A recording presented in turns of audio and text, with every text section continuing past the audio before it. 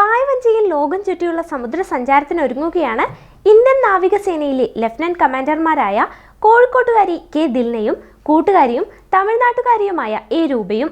2 വർഷം മുമ്പ് കൊച്ചിയിൽ നിന്ന് ഗോവയിലേക്ക് സമുദ്ര സഞ്ചാരം നടത്തിയാണ് ഇവർ പരിശീലനം തുടങ്ങിയത്. അതിനുശേഷം ഗോവയിൽ നിന്ന് വിശാഖപട്ടണത്തിലേക്കായിരുന്നു യാത്ര. ഈ 2 യാത്രകളും സമ്മാനിച്ച ആത്മവിശ്വാസത്തിലാണ് ഗോവയിൽ നിന്ന് ദക്ഷിണാഫ്രിക്കയിലെ കേപ്പ് ടൗണിലേക്കും അവിടെ നിന്ന് ബ്രസീലിലെ റിയോ ഡി ജനീറോയിലേക്കും സഞ്ചരിച്ചത്.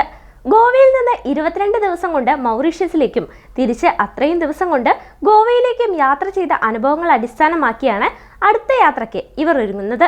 ഇതിനകം 38,000 നോട്ടിക്കൽ മൈലാണ് ഇവർ സഞ്ചരിച്ചത്. പായ്വഞ്ചിയിൽ ലോകം ചുറ്റി സമുദ്ര സഞ്ചാരം നടത്തിയ കമാൻഡർ അഭിലാഷ് ടോമിയാണ് പരിശീലനവും നിർദ്ദേശങ്ങളും തരുന്നത്. ലക്ഷ്യം കഠിനമാണെങ്കിലും അത് വിജയകരമായി പൂർത്തിയാക്കാൻ തങ്ങളുടെ അധ്വാനത്തിന് സാധിക്കുമെന്നാണ് ഇവരുടെ പ്രതീക്ഷ.